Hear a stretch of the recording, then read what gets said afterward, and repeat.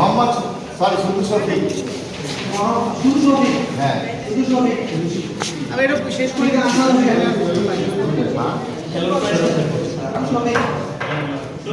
ঠিক আছে 104 ওকে ওকে ওকে, তিনি হচ্ছে ভোটার তালিকায় তার নাম আছে এটা নিশ্চিত করা হলো। তারপর তার হাতে অমোচনীয় কালি দিয়ে দেওয়া হলো। এখন তিনি ব্যালট পেপার নেবেন। তার নামে ব্যালট পেপার ইস্যু করা হচ্ছে।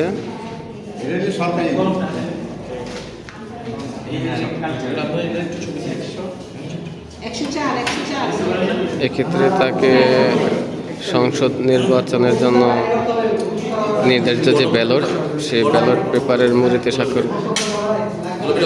করতে হচ্ছে।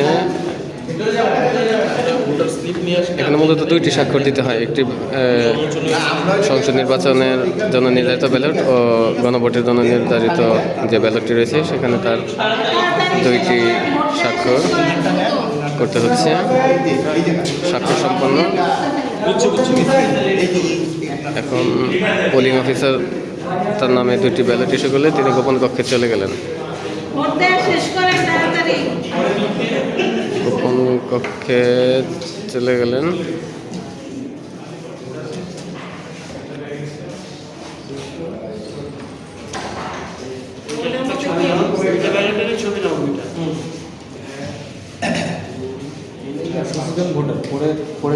তারপর ভোট হ্যাঁ এটা ভালো হচ্ছে আর সময় বেশি নাই আর আধা ঘন্টা ওনার ভোট প্রদান করা সম্পন্ন হয়েছে।